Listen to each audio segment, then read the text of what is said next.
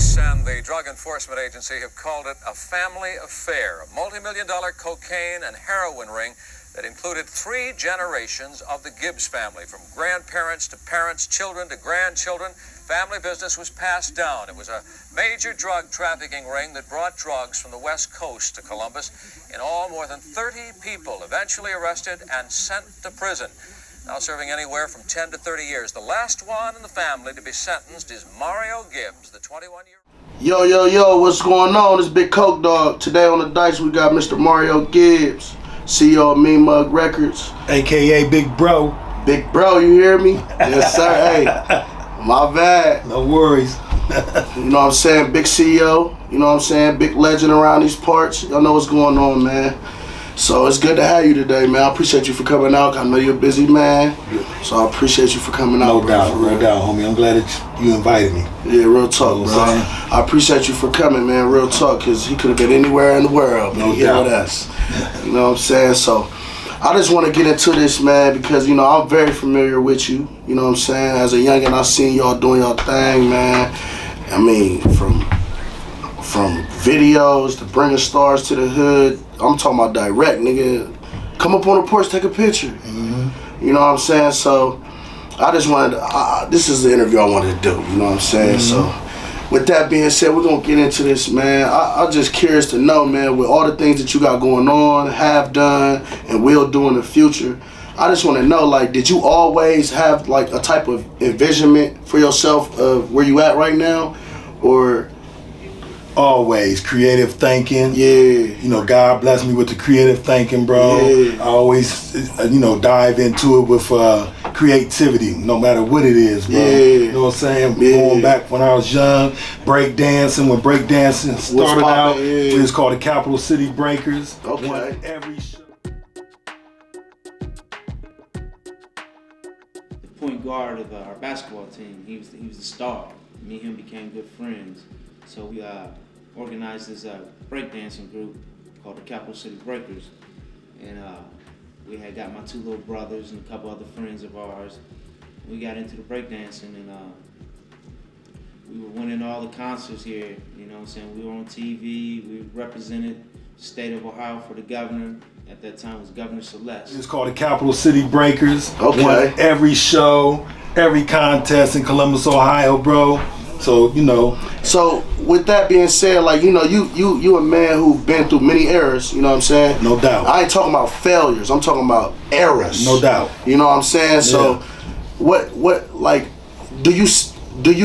how do you like adapt to that? Like, how do you steady progress through the years? Because, you know, people fall off, get up, fall off, but it's like, on the outside looking in, I'm speaking from, it look like you ain't did none of that shit. So how you do that? Well, I ain't gonna say I didn't, bro. You know, yeah. I strive not to show it.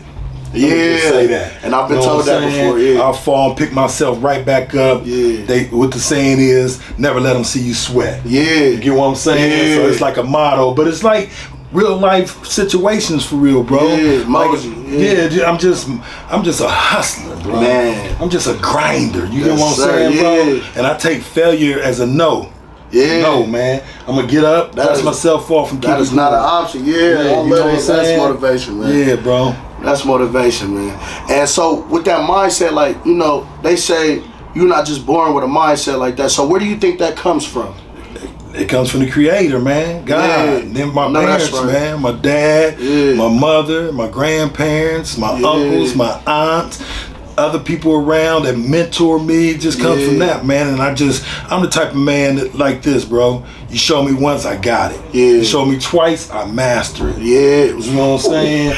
So that's what I do, and that's what I live by, bro. Yeah. Once again, man, failure's that's not an real, option. bro. That's real. You know what I'm that's saying? Real, yeah. As a man, like, that's why I be trying to tell people, like, you know how they say a person's situation is somebody out there with a situation that's worse than you. Correct. You know what I'm saying? Yeah. So with that being said, like, a lot of people as men, I don't have pity on, because I'd have been in the lowest of the low. So I completely understand. It's all about, if you got the right upbringing, even when you down and you kind of fall off the rocker, you have people around you, parents, maybe dad, mom, auntie, great aunt, you know what I'm saying, to be like, boy, hell no, that That ain't how you was raised. You know what I'm saying? That, and nowadays I see less and less of that though. Me too. And with that, I'm glad you brought that up because my family, we was a close-knit family. Man, so I was more or less raised on my father's side of the family, not my mother's side. Okay. Even though my mother has a great big family too, you know what I'm saying? But my father has a great big family. It's 6 of them. Oh, okay. 3 boys, 3 girls, you know what I'm saying? And we was all raised as one. My first cousins, we call ourselves brothers and sisters. That's how it should be. You Man. know what I'm saying? That's beautiful, and so we was raised with morals, respect, values, integrity, and things like that. So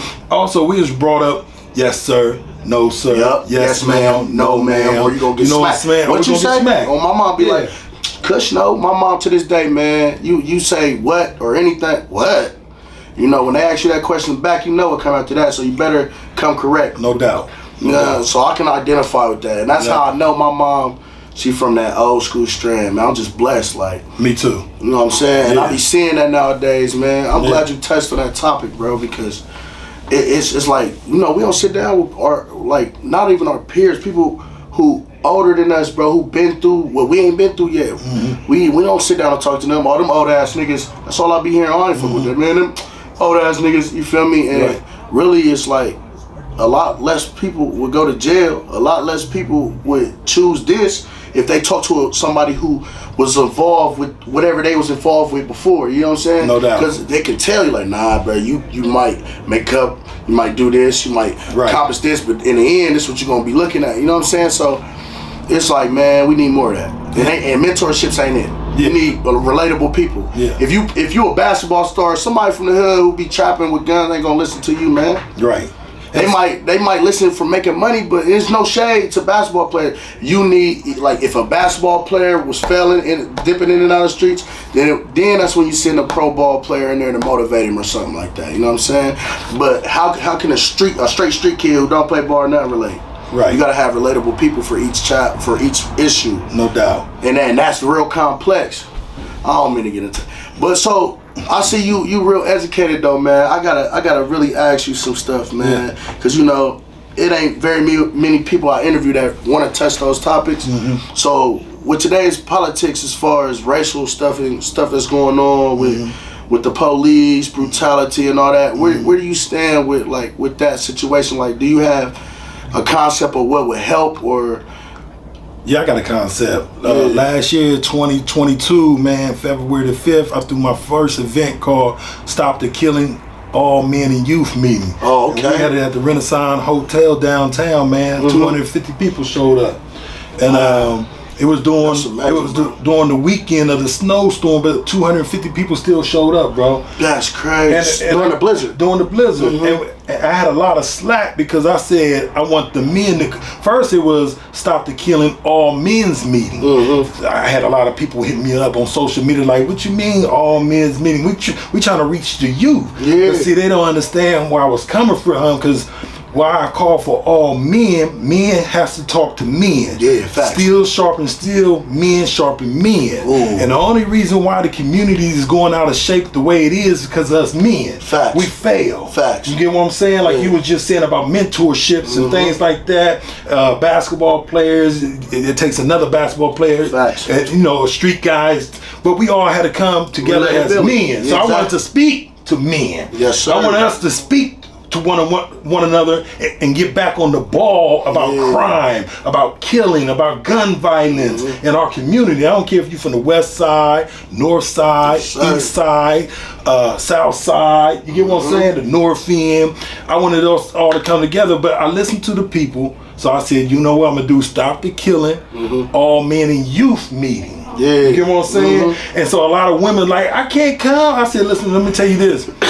I'm not gonna turn you away. You know what I'm saying? But facts. know that these are men talking. That's who we targeting. You know what I'm saying? And so I stand on the side of justice, man. Right is right, wrong is wrong. You know what I'm saying? Speak the truth regardless of the circumstances. You get what I'm saying?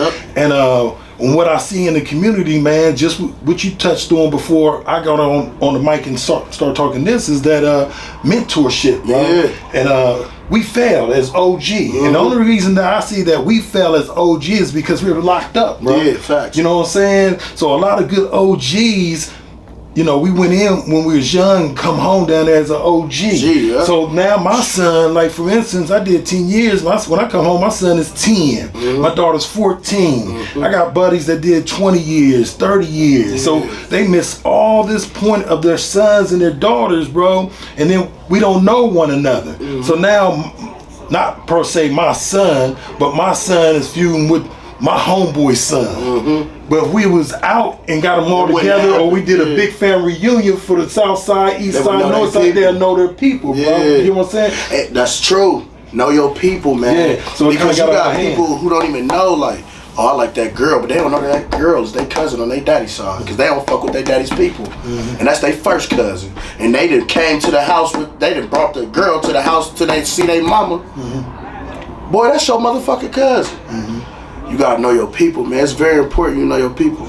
We don't know who we are as a people right now. Can I kind of lead the way, man? Because I want to go back to my beginnings. You know what I'm saying? With me and my brothers. But I'm going to talk about me because I'm the only one here right now. Yeah, facts. All right, so back in the 80s, man, I'm going to just talk about 82, 83 when hip-hop started. See, I grew up in that era when hip hop came out. So that's, you know, that's how you got into. That's how I got into the break dancing and things like that. When the arcades came out, the corner store. See, we had corner stores. We had, it wasn't places to interact. It wasn't no CVS. It wasn't no Walgreens or Walmart, none of that. You had corner store grade Dame Drugs where I'm from, right there on Oakwood and Livingston. It used to be Dame Drugs. You had an arcade game, Miss Pac-Man, Darth Vader, all that. You know what I'm saying? You used to put your quarters all up and stuff like that. And then as time went on, me and my brothers used to hang out right there on Oakwood and Livingston at the Ogre Trees. You know what I'm saying? So we had Mr. Ogre Tree and them teaching us and molding us and shaping us and guiding us in the way. You know what I'm saying? When Talib's opened up back in 77, 78. It been open that long? Yeah, it's been open that long. My dad was the first one to open up the hand car wash across the street. That car wash right there, that was us, called Family Car Wash. That was my father and them. You know what I'm saying? What the fuck? So now I'm gonna push it a little further. Was that the 80s? So we going to the 90s now? No, I'm not going. I'm still in the 80s. Okay. So now I'm going up to about 86, 87, the crack epidemic. I'm gonna speed it up a little more so we can get on to. Okay, before you go to the crack epidemic.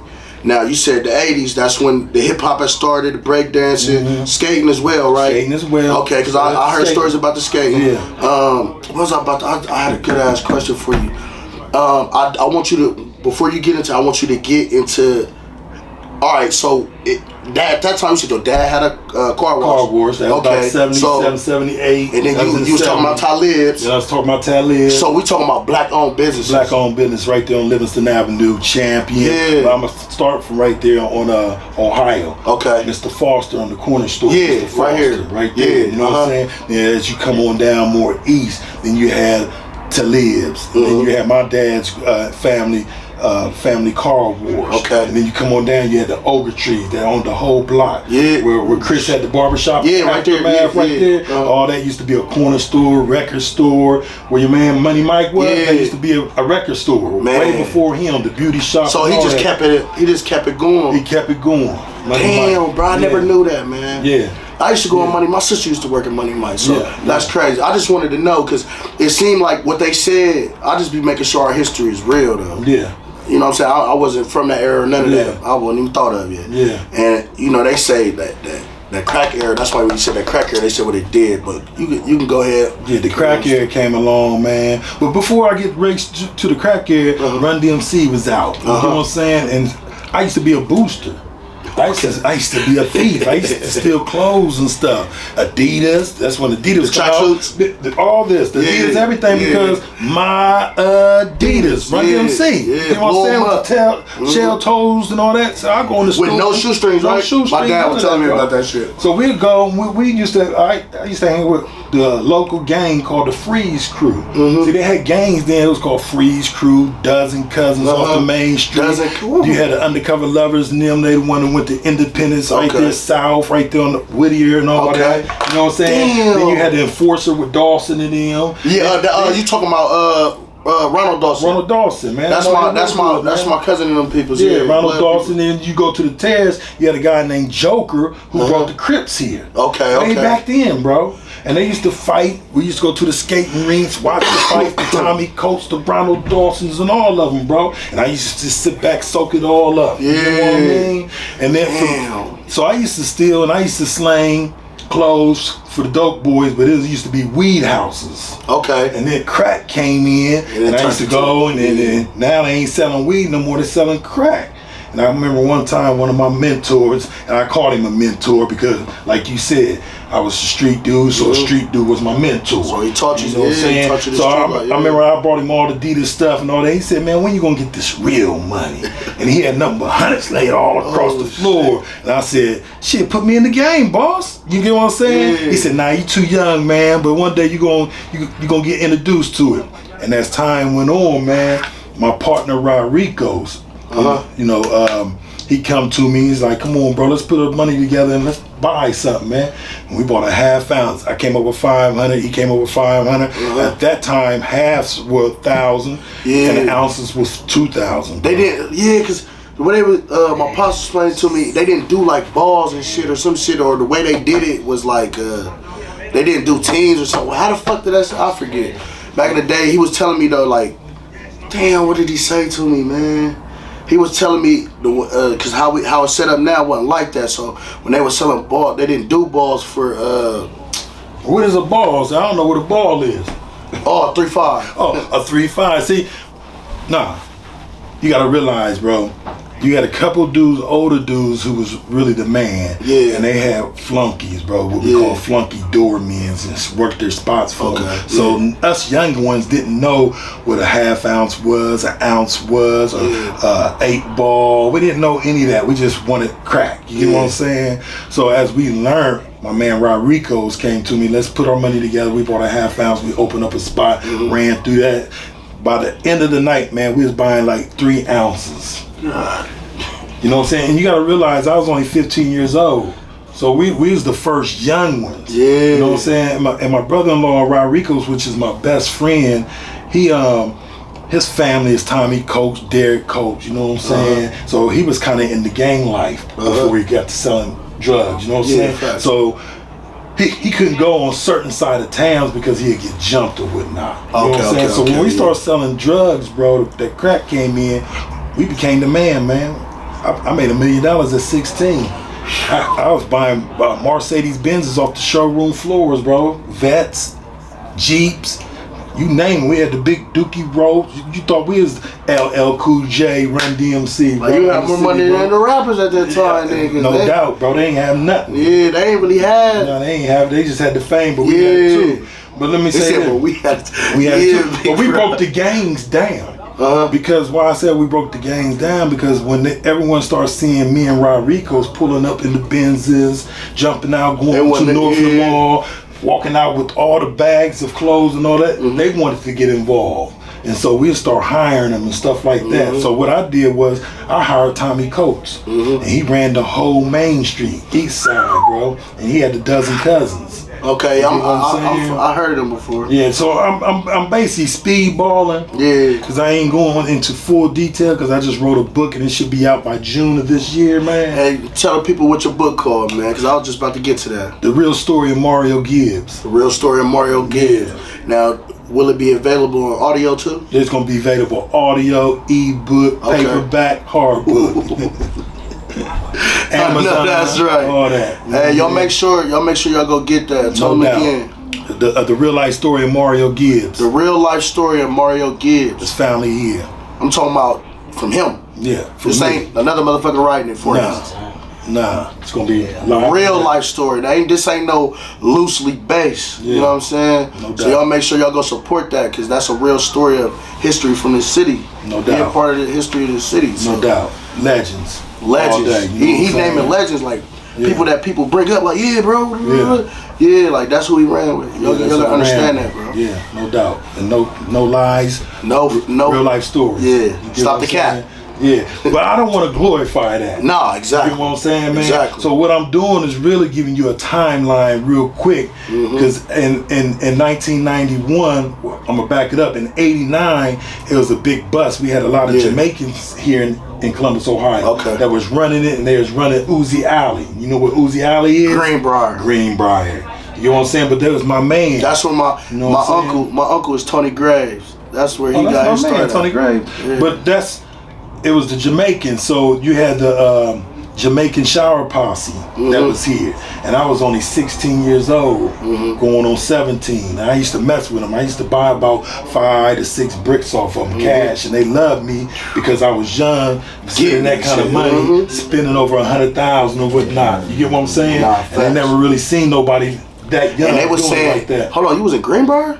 Oh, I used to have to be in Man, you couldn't go through there. Yeah, but I can go any side of town. No, yeah, facts. I'm saying, like, you couldn't just go, oh yeah, I'm about to go holler at a bitch. No, you couldn't go. That's why they call it Uzi Alley. Yeah, facts. You know what I'm saying? That's what I was told. Yeah, no doubt. Uzi Alley. That in the quarters. Yeah, no doubt. So, with that, I was on their case, but I wasn't on their case because I was a juvenile. But they came, pulled me over, took my Mercedes Benz, took my jewelry. They used to run in my house, take money and stuff like that. And I'm gonna speed it up a little more. In '91, that's when they busted me and my whole family. My grandma, my uncles, my aunts, my dads, my brothers, my sisters, my cousins, friends of ours. You get what I'm saying? Yeah. And so we went to jail, man, and did all that time. And that's what happens, bro. Yeah. We lived a good life, but yet and still the time didn't equal out to the time that you get when you going to jail, bro. You know what I'm saying? So my dad always say, man, take the good with the bad. You know what I'm saying? You're gonna be doing good. My dad never wanted us to do this type of things, bro. He didn't want this in our life for real, but we did it. You get what I mean? And I don't regret anything because I wouldn't be who I am if I didn't. Facts. You know, molded you to be who you is today. Molded me. You know what I'm saying? So I kind of grew up in jail because I didn't know how to read. Oh damn! Even though I was making all that money, I can read. I can get a book and read it thoroughly, but I'm talking about comprehension. Reading processing it as you're reading it. As I'm reading, I know getting comprehension. Do I understand what I'm reading? I can and the but and all that, but they say, what you get out of that? Hold on, let me read it again. I couldn't comprehend. So when I was in jail, I got around certain individuals, man, and I asked them, could they teach me how to read? And so they said, if you serious, miss dinner, come and get us and we can go in the library. And that's what I used to do for 6 months straight. And they'd pick out books and have me read it and then stop me at every paragraph and say, what did you get from that? And then later on, I started becoming what you call a disciplinary reader. When I had my dictionary, thesaurus, and all types of books around, and I'll study from 6, 7, 8, 9, 10 hours a day. To make sure man, you know what? The fact that they say the first start of finding a solution to an issue is identifying. Oh, okay. Man, I couldn't get that shit out from there. No worries. But that's the first step of fixing the issue, and I always believe that's crazy you said that, because first you identified. You knew it was an issue. Right. And then you shared. That's right.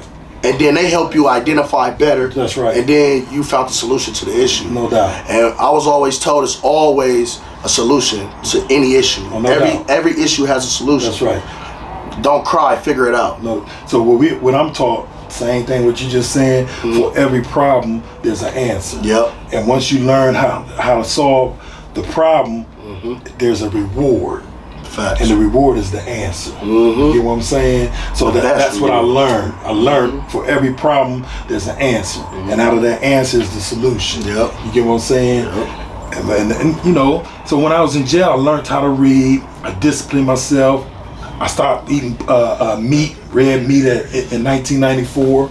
You know what I'm saying? I had to master who I am. I had to figure out who is Mario Gibbs. Yeah. Because I didn't want to come back home the same way. You know what I mean? So now, the grandstand, I came home in 2000, and that's when we started Mean Mug. You know what I'm saying? Man. Yeah, that's what, hold on. His story already is a part of his life. This is post Mean Mug, bro. Yeah. This is before. Yeah, this was before. So he done did all, like, y'all know. y'all get it later. Y'all gonna watch about 3-4 times, then y'all get what the fuck going on right now. So he just gave. Y'all thought that was the story. That's not even the story. Nah. That's just before. That's post. Yeah. Nigga, feds, right? Yeah. Made a meal at 16. Yeah. This nigga playing around at Uzi Alley. Now I don't know if y'all know about Uzi Alley, but you couldn't go out there. You couldn't go out there to see a bitch. It don't matter if you ain't a street nigga. You couldn't go out there if you ain't from out there. So he's 16 years old, playing with some M's, bro. Yeah.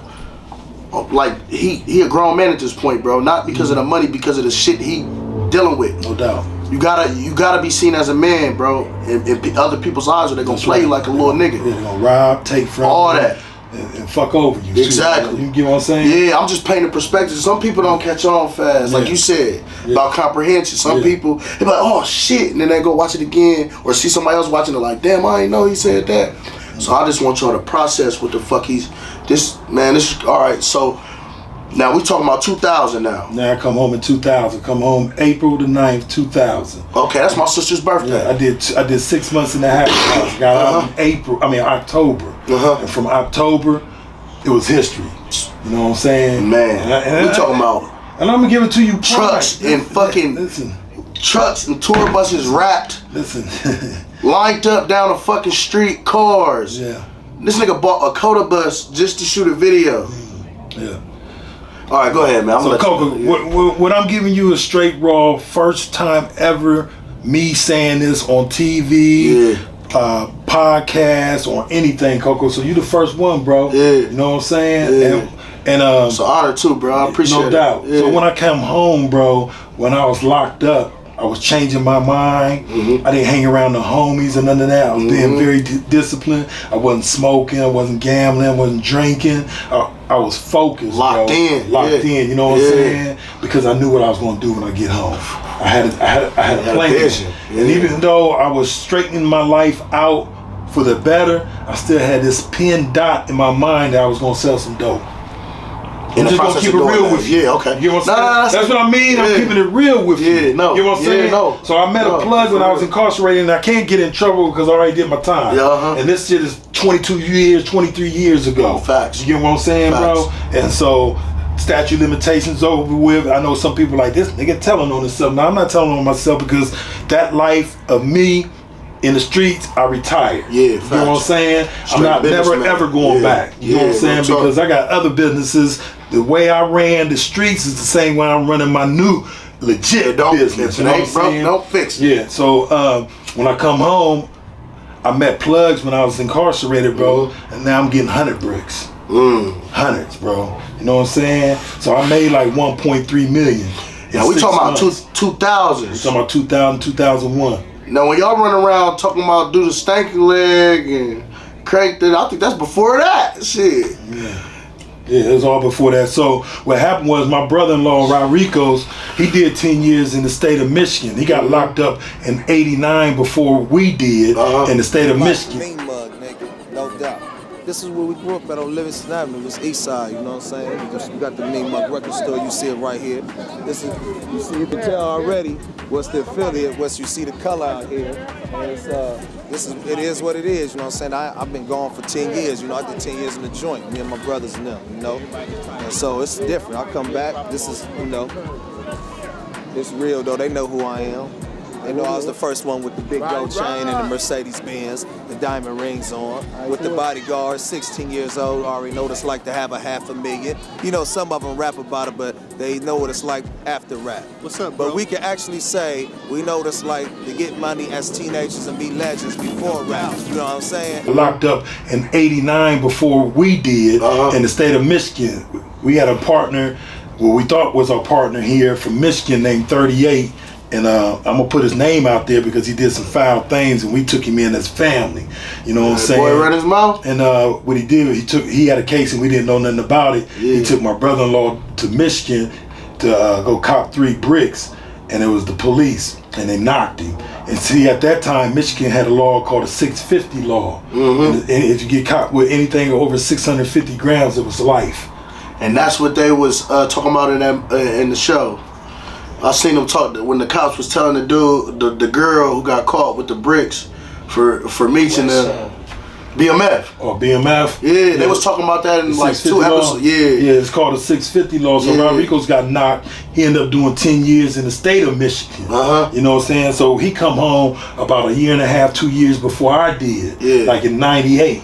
So then he was living in Lansing, Michigan, because when he was incarcerated, he knocked off a CO there and got her pregnant.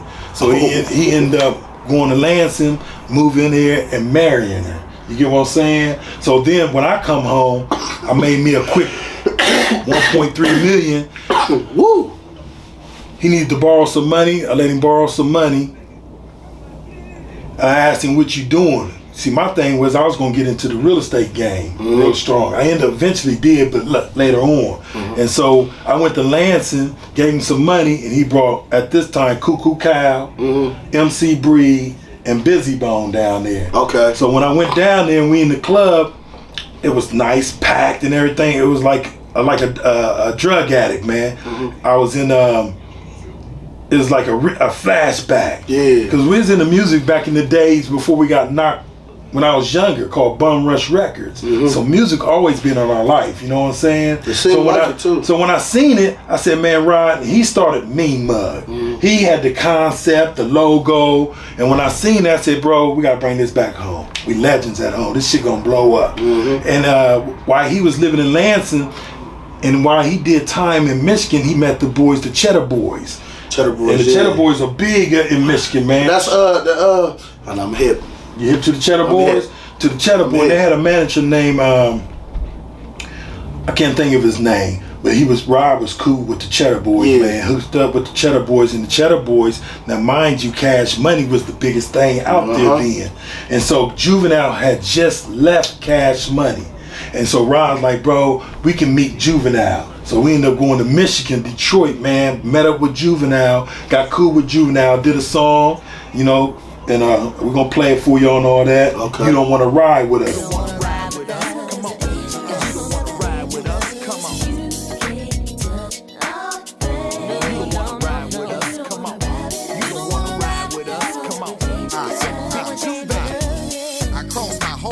Stop before I let one of these take me off the spot. My whole hood towed down, the nothing but dirt. I got a lot of memories there.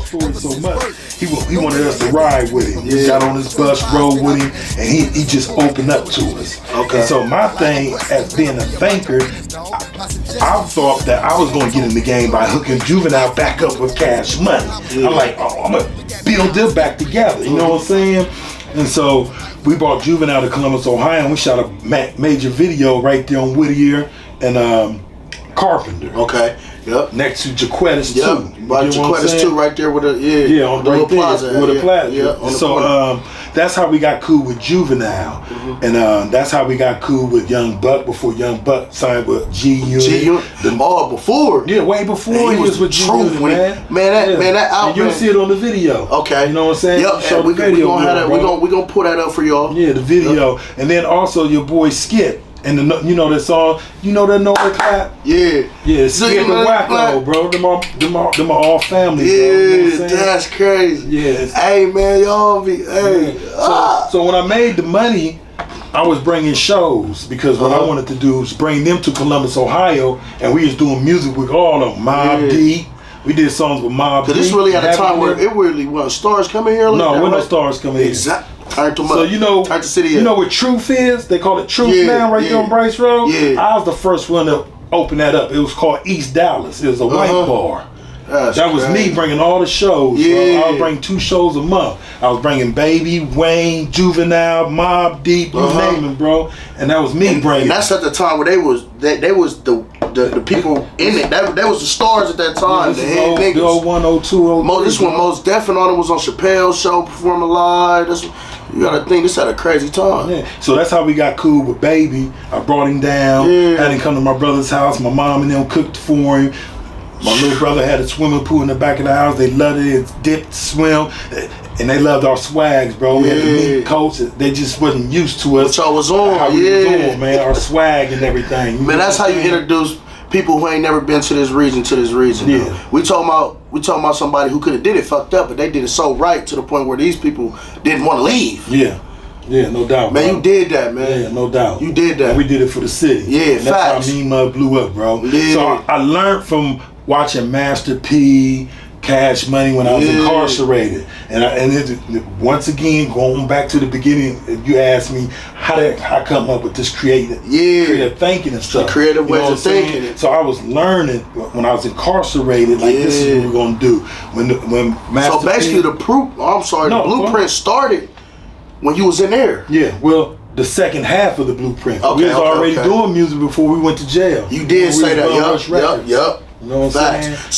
So you said your bro had the logo already. He already had the logo, the Mean Mug face. You know what I'm saying, with the Scully hat. Yeah. Told him to bring it to Columbus, Ohio. You like that's the name. That's it. Yeah. So we became partners. It was a 3-way thing. Yep. 33 and the Third, me, Hollywood, and Rowdy Rod. Okay. And so we started working on Rowdy Rod's album with Juvenile. I was about to that's sign. dark skin, bro. That's my. He used to have you remember the coach I used to have? Yeah. He used to have that on. Well, you'll see it. I'm gonna show a video. Okay. We're gonna show a video. Well, we're gonna be able to pull that up. Yep. Yeah, you know Facts, what I'm saying? And so we was working on his album with Mobb Deep, with your boy MC Bree. I was gonna sign MC Bree before he passed. These are all legends. Okay. You know what I'm saying? Before y'all's time, man. And then Hollywood came, he was born, and then we got Lil Wayne and all them, Birdman, and we shot videos with them. And I seen that, and that's what I wanted to get into. Yeah. Because I was there. Alright, so, man, I just remember running down Champion like a motherfucking man. The whole block. People just lined up, you hear me? We got motorcycles out there, all that, man.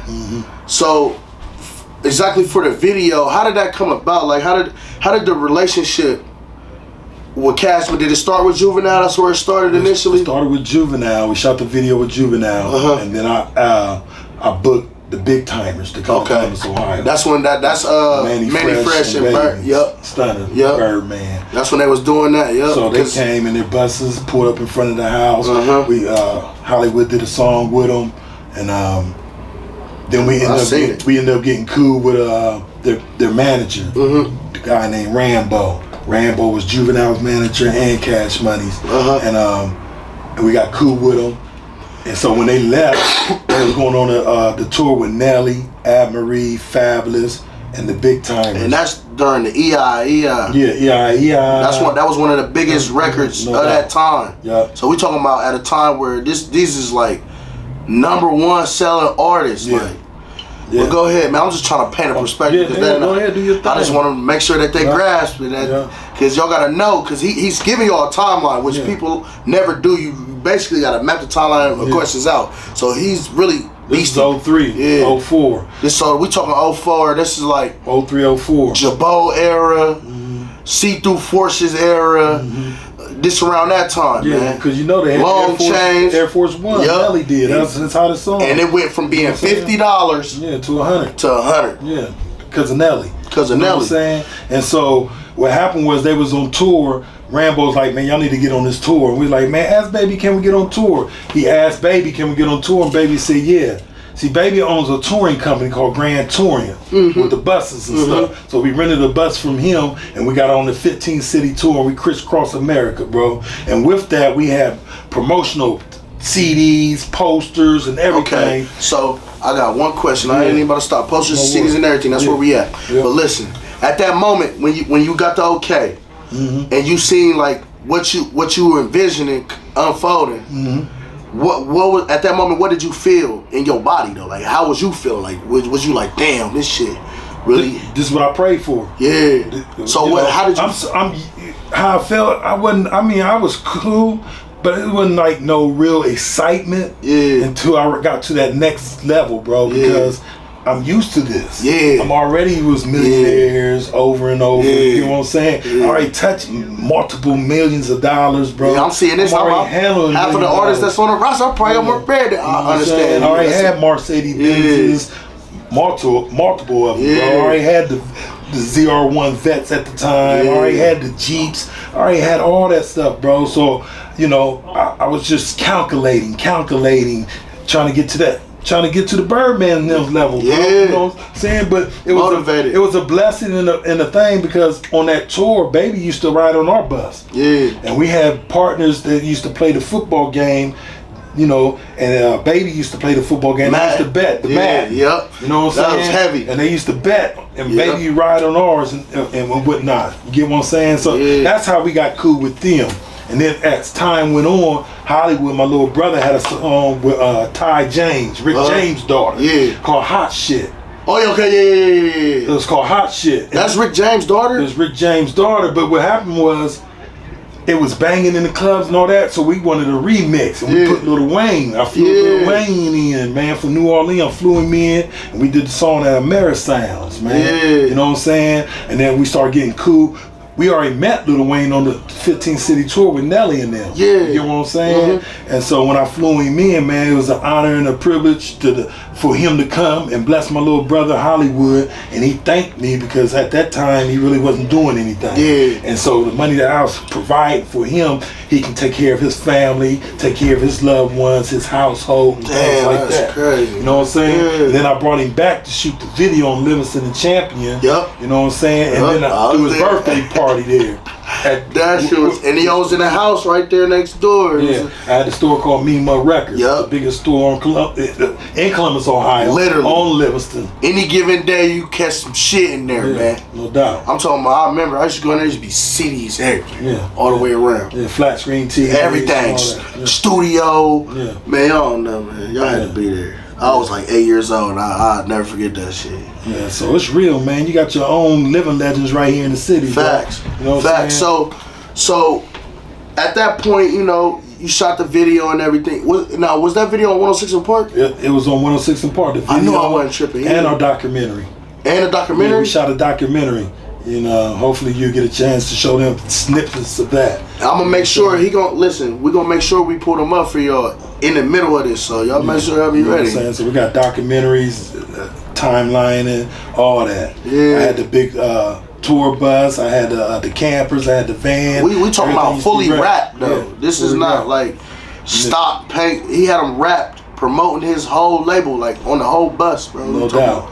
Back to back shit, man. So then we're gonna speed it up. Okay. You know, and it's like a yo-yo, up and down, up and down. So now we like in 2007, 2010. You get what I'm saying?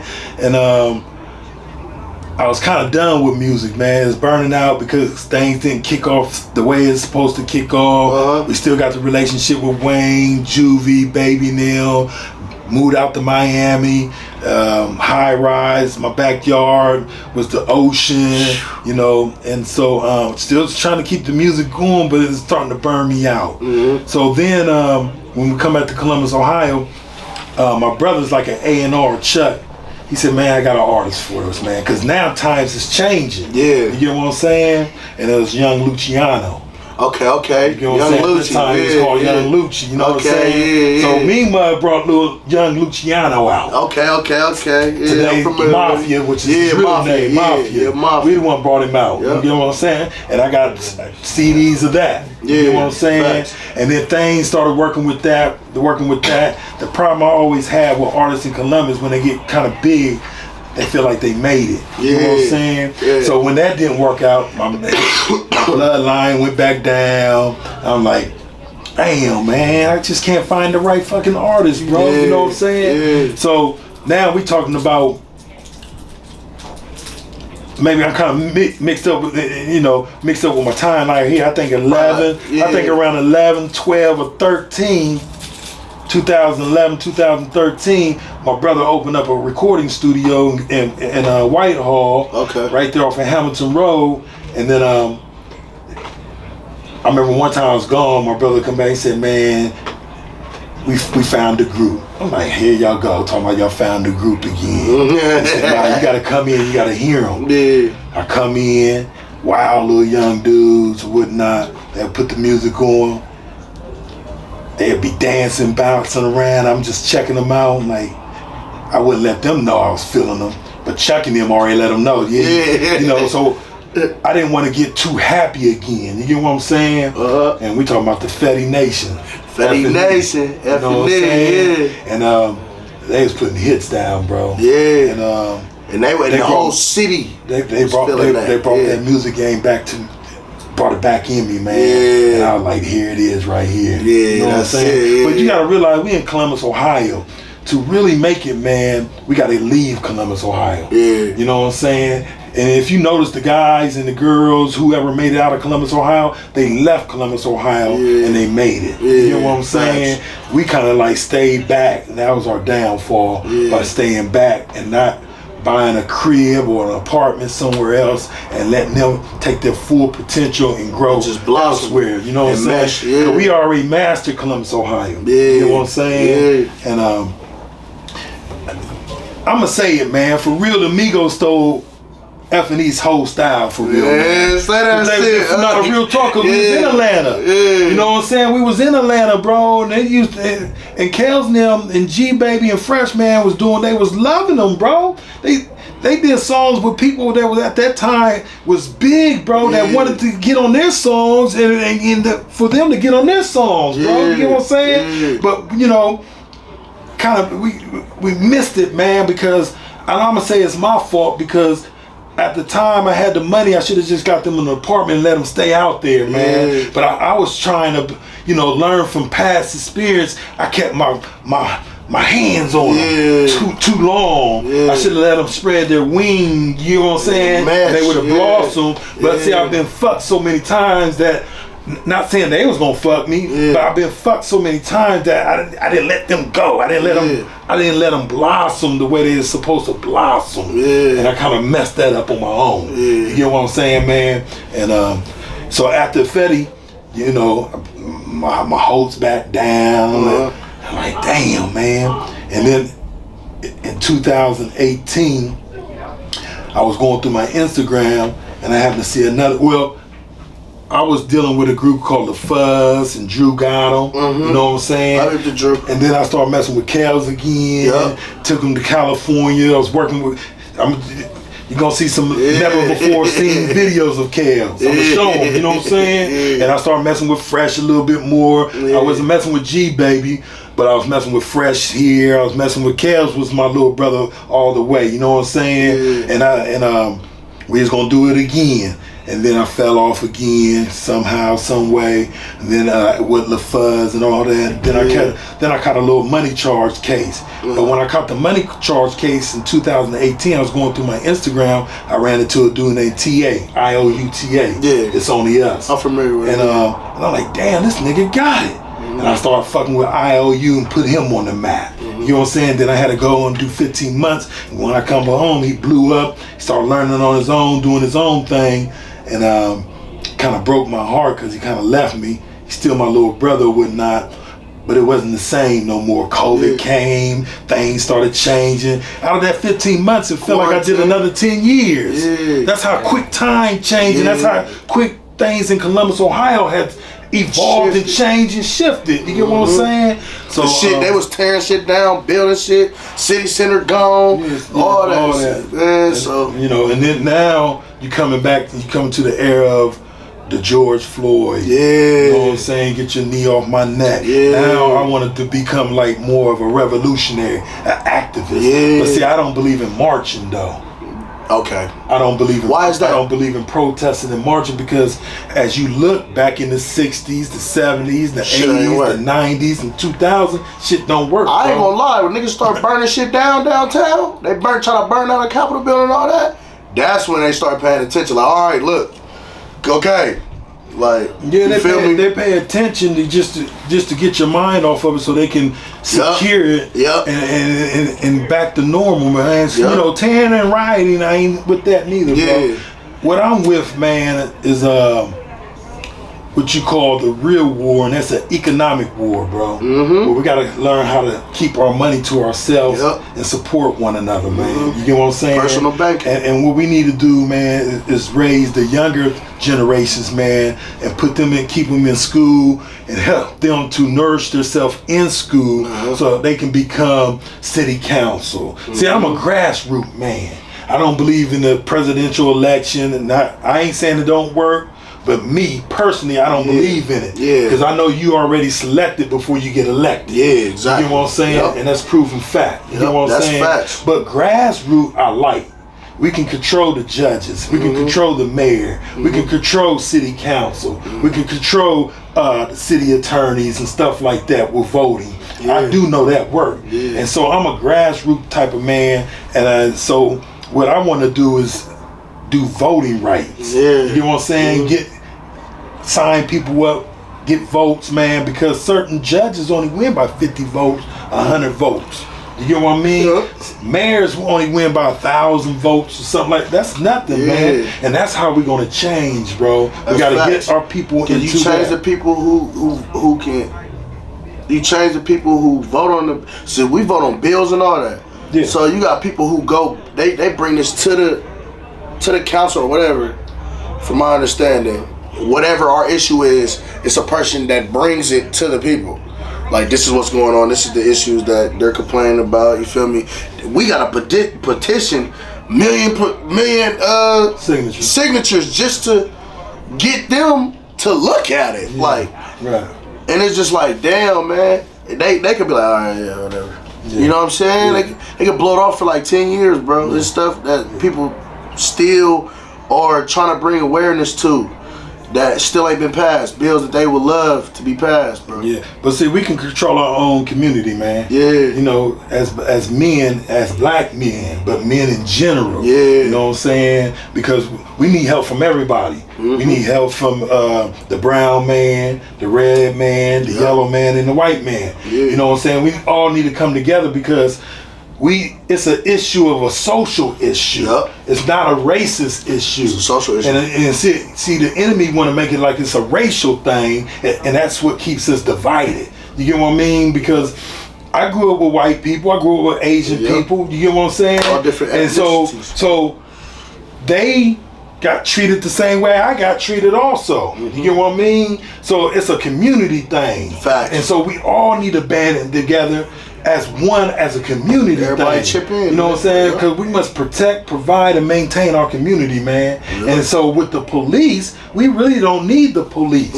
We be our own police for our own community, man. All we got to do is stand up and be men, man. But what I see is a lot of people still got their hands in the cookie jar. And that's what I call it.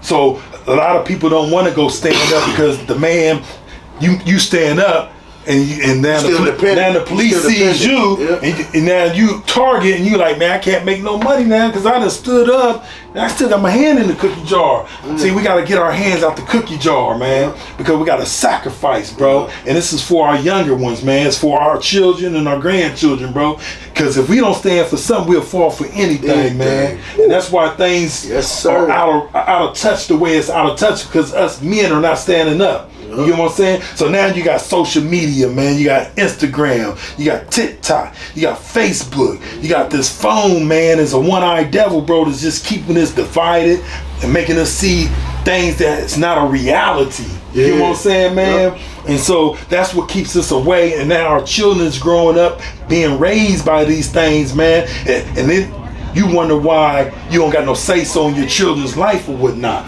Because we allow these people to run our families, man, to run our children, bro, and they don't want to listen to what daddy say. They don't want to listen to what mommy say.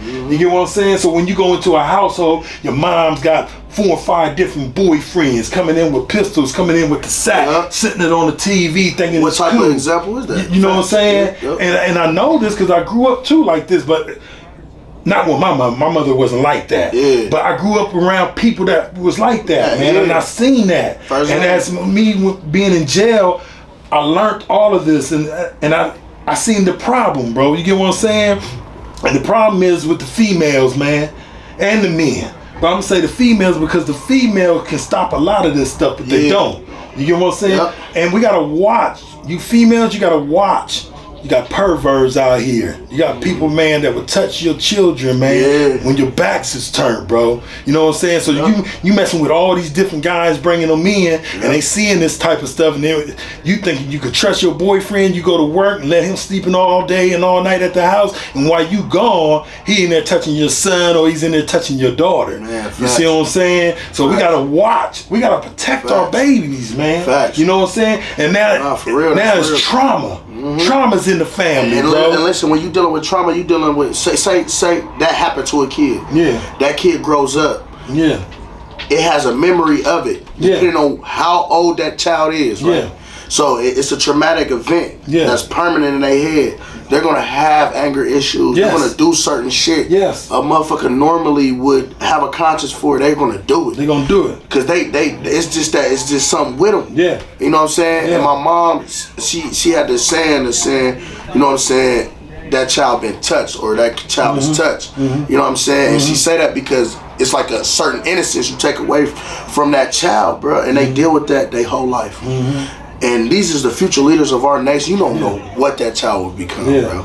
Yeah. And you know, that's a topic right there that people don't tap in with, because that's true. Yeah. You got multiple niggas running through your house, whatever. Just freelancing, man. Freelancing. Chilling. His homies over there. They eating all the snacks, all the food. The kid go to ask for some shit that ain't there. I done seen a lot of shit.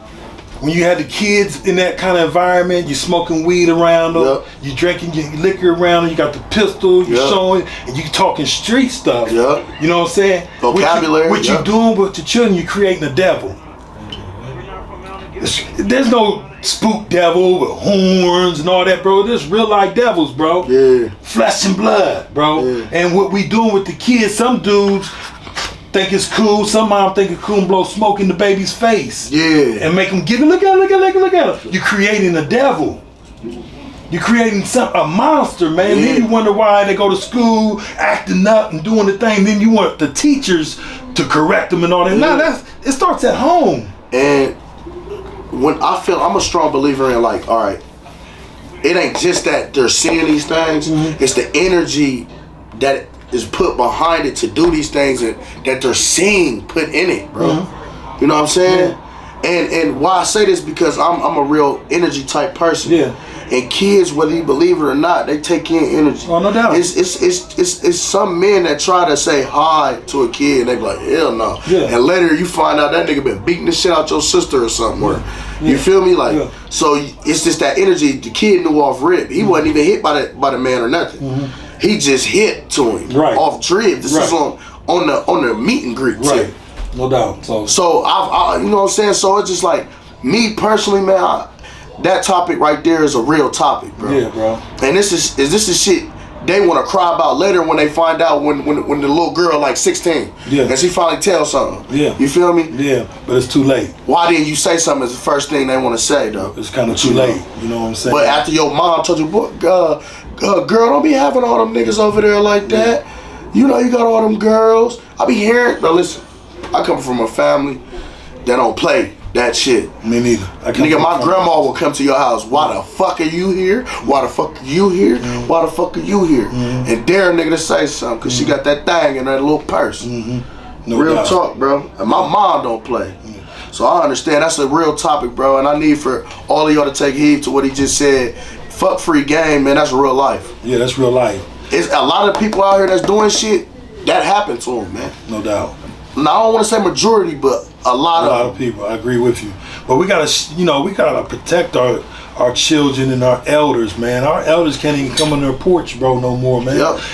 When I was growing up, man, we used to keep our doors open, our windows up, man. You can't even do that. Used to be able to knock on the old lady's door. Nigga, she know you from across the street, your mom or something. You knock on her door, she give you candy. That's why you knock on her door anyway. Little kid should be able to knock on the door, get candy from her. She give you a whole pack of cookies. Like, it used to be like that when I was growing up, bro. Nowadays, you go to an old lady's door and she don't know you, bro. She better pepper sprayed your ass. It's just fucked up, man. So to bring it to today, what I'm doing today, Sosa, is I got a non-profit group called Peacekeeper, and I got another one called 1555 Academy. 1555 Academy. 1555 Academy. Why you name it 1555 Academy, bro? Yeah. I named 1555 Academy because that 1555 was when the first slave ship came on the shores of North America. Okay. It wasn't in 1619 as they say. Yeah. You get what I'm saying? Yeah. That's the other people's history that they want to teach us. It started in 1555. Sir John Hawkins, the good ship Jesus. Yeah. So when you used to hear them say Jesus, Jesus, they wasn't talking about the 2,000-year-old man in the Bible. They're talking about the ship. They wanted to go back home. And so with that, it took 64 years to make a Negro. If you ever watched the movie Roots, and when Kunta Kinte came and the slave master was beaten, saying, your name is Toby. He said, no, it's Kunta Kinte. Nah, let's fast forward. Hold on, we talking about that, right? Yeah.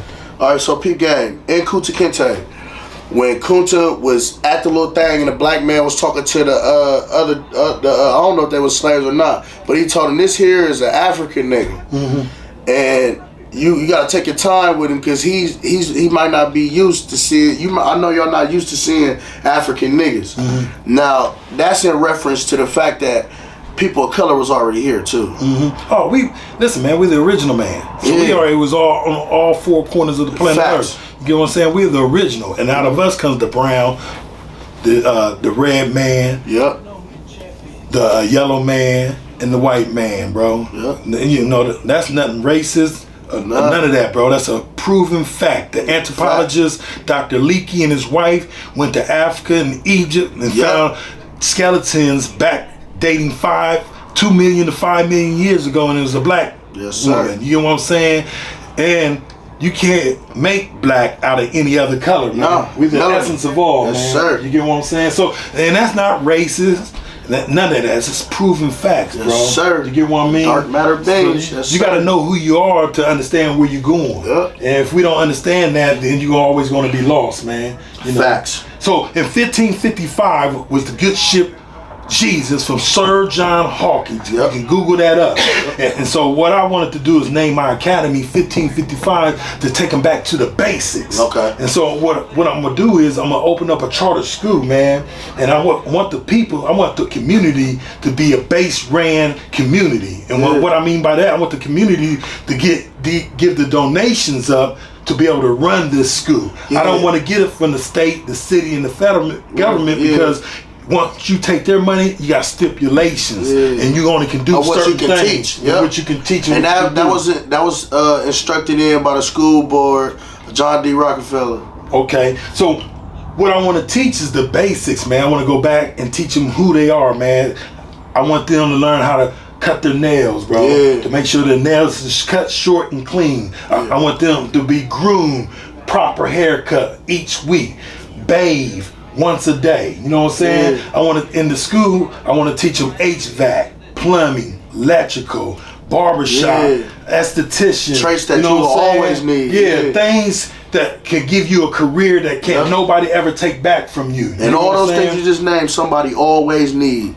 So then I want to teach them mental health. I want to teach them the refinements of the good life and stuff like that, bro. So that's the 1555 Academy. Now, the Peacekeeper is a piece called gun violence. It deals with the gun violence, bro. You know what I'm saying? Because all we doing is killing ourselves, man. Facts. You get what I'm saying? We are our worst enemies. You get what I'm saying? Once upon a time, we thought we had the KKK and all them. They don't even care about it no more because we handling it ourselves. You understand what I'm saying? Nah, for real. So we got to stop this gun violence, bro. You know what I'm saying? We got to stop this killing, man, amongst one another, Coco.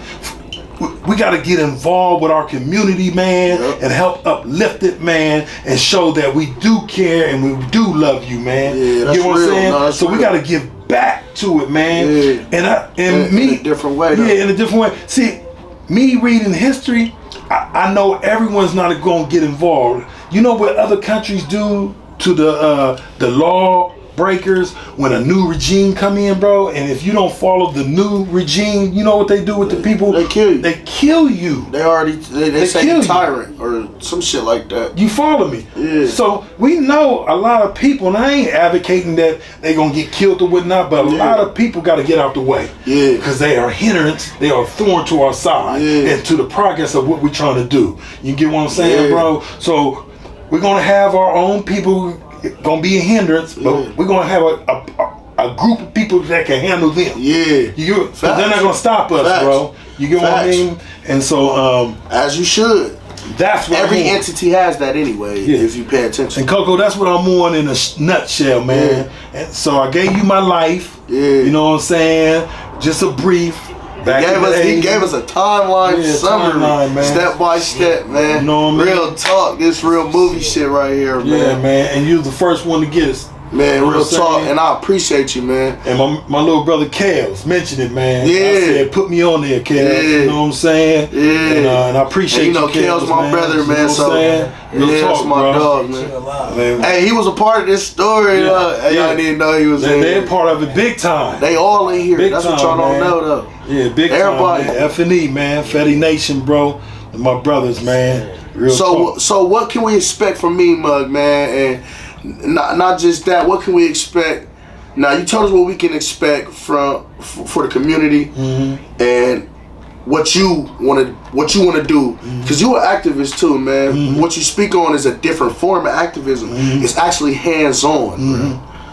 That's like, you know how they say rehabilitate. That's real rehabilitation, bro. Because a lot of kids out here go home every day and sleep on the floor. No doubt, bro. And we need to be there for them as big brothers, big sisters. See, I never wanted to be a father figure to any of the people that I was around. Because I never wanted to take their father's place, man. But I wanted to be a big brother to them, bro. And that's why I took on the name Big Bro. Big Bro. Because brother and sister's the best title you can have upon anything, man. Be my brother, be my sister first. You get what I'm saying, bro? And so that's what I am. I never ever wanted to be a dad to any of them, bro. Even though I was a dad to them. You get what I'm saying? But I never wanted to step on the father's feet or any of that. You know what I mean? So we have to be mentors for these people out here. I don't care if you old, middle aged, or young. You got to look up to somebody and get the good out of it, man. So that's facts though. I just want to say that is facts, bro. That's completely and utterly, bro. He's giving it to you raw, so I ain't even listen. Majority, I was supposed to ask this nigga hella shit. I'm sorry for taking over. Nah, you good. Nah. I'm full. Hey, look, cuz he got me. You know what I'm saying? Bro. I'm full, bro. I got a lot more to say. You get what I'm saying? But I know time is at the essence of whatnot. And I'll be back again for part 2. I'm about to say, I just got asked you. So what's one of the biggest obstacles you think you've had to overcome? Well, there's many obstacles I had to overcome, man. But one of the biggest one was when they took my whole family, and that was an obstacle I had to take and get over, bro. You know what I'm saying, and keep it rolling.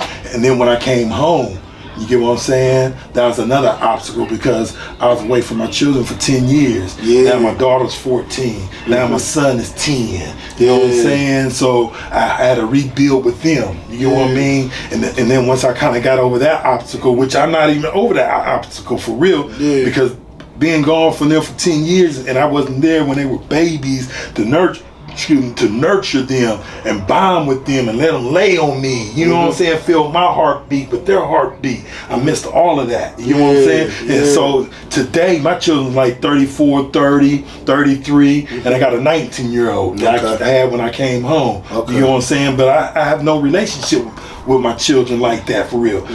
I always said this, and this is my obstacle in closing, bro. It seemed like everybody that I was involved with in the music loved me like a father. You get what I mean? And it's always seemed like the outside people give me more love than my own. It's hurting. You get what I'm saying? And even though I fight for what I fight for, but the hard pill to swallow is when your own don't receive you the way that you want them to receive you. You know what I'm saying? And I'm not okay with that. So that's an everyday struggle for me. You get what I'm saying? That's the obstacle that I'm trying to and striving to break, man. You get what I'm saying? That's real, bro. That's real. I appreciate you. No doubt. Appreciate you for having me. I appreciate you for coming. And I appreciate having you. No doubt, man. Real talk. Awesome. We got the CEO of Me Mug, man. Book writer, author. I appreciate you for coming, man. I gotta have a part 2 with you. I know you're not done. We had you on the dice, and this is one of the best interviews I can say I've had so far. All praises due to God, bro. Man, thank you. Yeah. And that's on the dice. Dice.